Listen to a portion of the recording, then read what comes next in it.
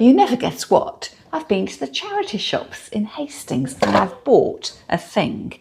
It says rather intriguingly, flowers, candles and twigs. Now, if you love all things flower arranging, charity shop shopping with a little bit of crafting too, you're in the right place, and I would love it if you would consider subscribing to my channel. All you need to do is to hit the button marked subscribe, and that means next time you open the YouTube app on your phone, your tablet or your laptop, one of my videos will be waiting for you. I went away for the weekend at the end of March with my two charity shop pals, Jan and Lisa. Have you seen the video I've already posted about our trip to Tenterden? We stopped for breakfast in Tenterden and by lunchtime we were in Hastings. So, to be honest, it was an exhausting day out, 2 towns in a day, plus finding our accommodation for the weekend. But it was well worth the visit, as you'll see as you watch on to the end of the video.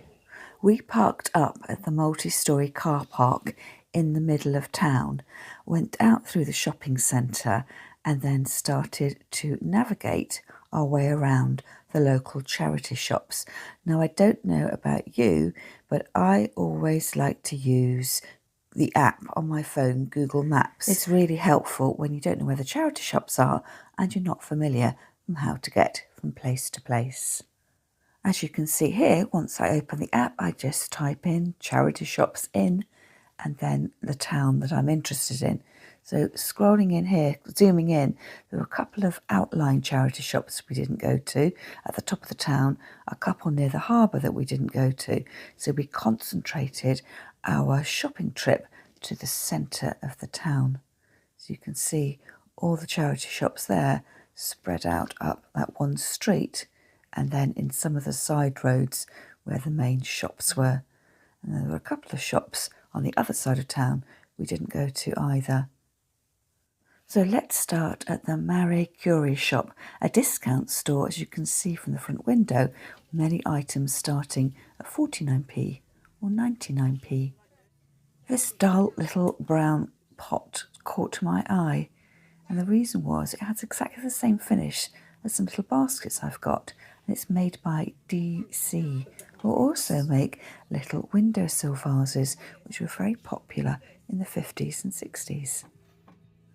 Bernardo's next. Now, as ever, I'm looking for flower arranging paraphernalia and perhaps a few bits of crockery, so I'm walking straight past the clothes, footwear, handbags and other accessories, so I'm heading straight to the back of the shop.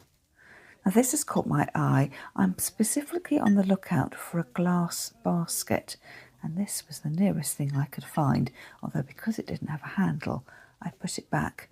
I do like the raspberry red. Beautiful little teacup and saucer. This was £3. I momentarily thought about buying it for my friend Lisa. She has a May birthday, but we have a £2 limit on gifts and they have to come from the charity shop. Did you watch the video I posted about our breakfast trip to Tenterden, where I spotted a pink Sadler milk jug in Sid's Emporium? This, I'm sure, is exactly the same shape, but it doesn't have the Sadler backmark. Age UK was a very sparsely filled shop. I've never seen shelves in the charity shop look so empty, so I didn't buy anything from here. But I did spot this colourful little brown transferware jug made by Woods & Sons, Post House. As I turn it round, you'll see it costs a whopping £10. Our next stop was possibly number 2 in my favourites locally. So this is a charity shop raising funds for a local advice centre. Then over the road is a St Michael's Hospice shop, which I think probably was my very favourite. Now look what my friend Lisa has found. Can you work out what it is? It's a plastic on plastic on plastic on plastic. So I reckon that probably dates it from the 1960s, do you think? So it's a little flower arranging dish. Spoiler alert, you saw it in the opening credits to the video. So you know I bought this and took it home. Although it wasn't 95p, the price was actually £2. And this is how it all fits together. A little lattice work dish with a red insert and a flower frog inside. Yes, I am on the lookout for a basket, but it has to be glass and it has to be capable of holding water. So although this little basket is very pretty, it's not for me. But let me know in the comments whether this is something you would have picked up and taken home. I'm not sure where it's from. If you know or recognise that mark, let me know in the comments. And this is it, St Michael's Hospice. So we went over the zebra crossing and checked out this shop. It was immaculately kept and was huge and had so much to look at. I was caught again by another basket, this time filled with cherries. £2. Everything was beautifully laid out and colour coordinated. I always like to take a look at the red and white transferware.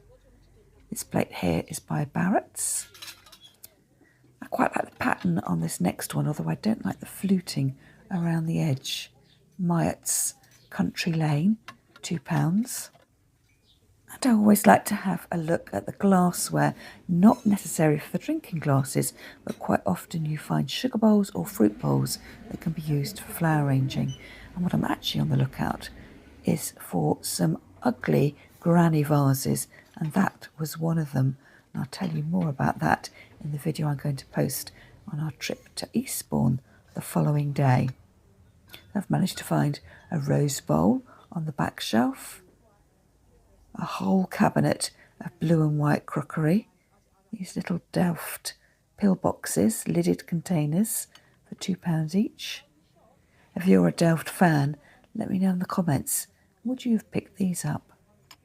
If you love vintage stores and antique shops, Hastings is the place to go. But because this video is about charity shops, I'm not going to take you along to those, but well worth a visit if you do like rooting around in vintage stores.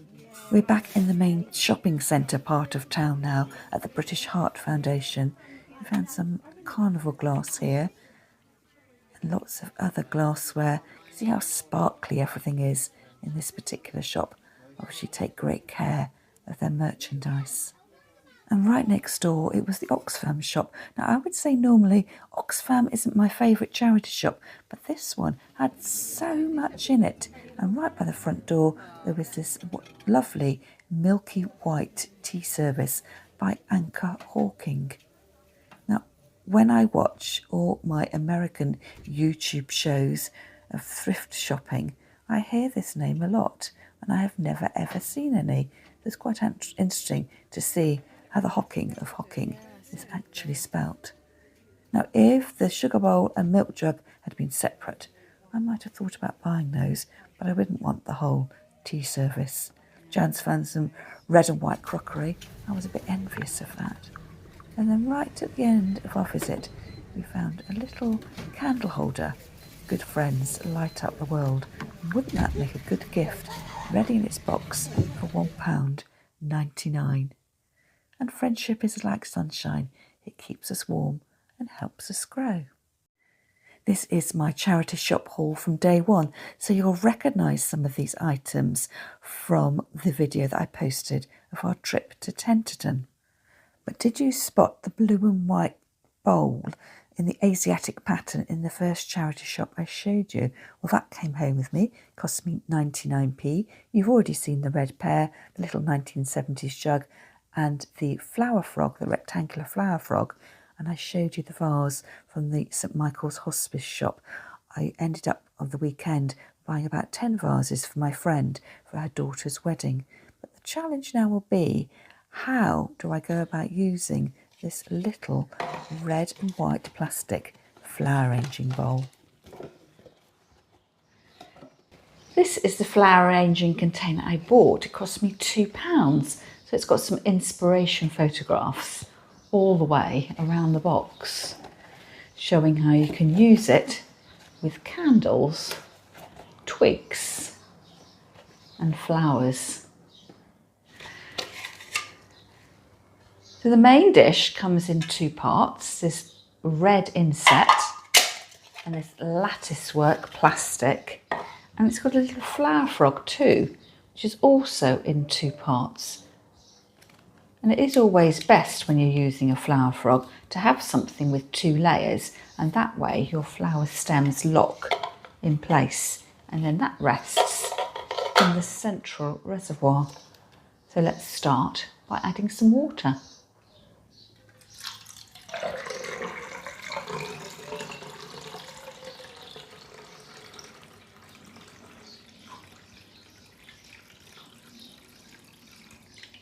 I've been out into the garden and picked one of everything. Let's see what we can make. Recut the stems. Let's see how well those flowers hold. I think I want that to be a bit more upright. I always like to start my flower arrangements off with a little bit of foliage, and this is actually wild mustard which is growing in our garden, and to be honest it's becoming a little bit of a pest. So making use of those lush green leaves, it just fills out the heart of the arrangement and gives me an idea as to how tall I want the overall arrangement to be. And then in contrast to the lush green leaves, I'm coming in with some of the lamb's ear. Can't remember what the official name of that is. It's the little plant with the silvery leaves, which got such a velvety texture and a really insignificant purple flower. Now, if you can remember what that foliage is officially called off the top of your head, let me know in the comments and jog my memory. So I've got my mustard coming up in the centre of the arrangement, my stachys just curving off the outer edges of the container. And now I'm going to add in my single allium. I'm going for a long cut and bringing it up quite high. It's something I don't normally do. You'll have to watch on though to see whether the allium stays there or whether I reposition it. Continuing the vague purpley theme to my arrangement, I've got the Ericium, which is the perpetual wallflower. I cut 3 stems of this, so I'm placing them in a group around the base of the allium. When you look from above, it sort of makes a vague triangle. I sometimes like to group my flowers together rather than having one of everything all over the place. It just gives your eye somewhere to rest and really enjoy the arrangement. Now you'll have noticed the bright scarlet red insert to my plastic dish. To sort of link that redness to the arrangement, I've picked some of my tiny red climbing roses. And then a little bit of salvia to the side. This has got a purple flower. You can see that it's got an arching stem. Now, normally I would have my arching stems rolling out of the container, but because I'm trying to do something a little bit different, a little bit more modern, I'm actually getting the salvia to curl into the container. And you can see here that allium, the heavy visual weight of the allium sticking up high on its stem was bothering me a little bit. So I've actually cut it down so the weight is nestled down into the container. Let me know what you preferred, with it up high or cut short. You'll see here with the second of the really fine salvia stem, quite hard to get it to lock into place in the flower frog, because it's got such a skinny stem. So what I did was actually look for the little tiny hole, aim for that, and it did stay in place. And now for something a little bit different. What are these plants? I'm having trouble getting them to focus. But do you remember the Arum pictum italicum leaves that I've got in my garden? The one with the marbled detailing to the leaves. Well, these are the immature berries. They'll eventually turn a bright orangey red and the foliage will die away. Now, one thing you might have noticed was that the holes in my flower frog are quite small, so I'm having to shape the ends of the stems in order that they fit into the frog and hold securely. And to finish off, I'm adding in a flash of white. Can you see the little feverfew daisies? So I've added in the white to pick up on the white detailing of the dish, a little bit of red with the roses to pick up on the insert colour of the dish, and then quite a lot of purple because that's what I got in my garden. So I got the purple tinge on the allium seed head on the Ericium and also the tiny flowers on the Salvia and the Stachys or lamb's ear foliage. And then to finish off with a nice little waftiness, I've actually got some ground elder in the garden, so I'm making good use of that whilst trying to pull it out of our flower beds.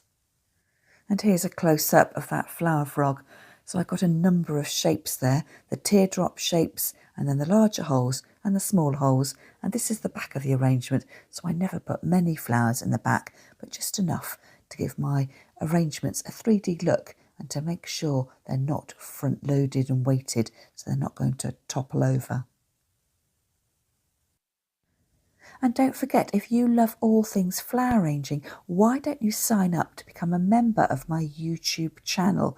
And doing that, you get early access to my Monday videos, which you can watch advert free. And it also gives you free access to my monthly online flower arranging club. Well, that's all for me for now. And I'll see you again next time. And don't these arrangements look fantastic? The one on the right is the one I've just made, and on the left is the one that I made using a vase that I bought from a local car boot sale for 50p.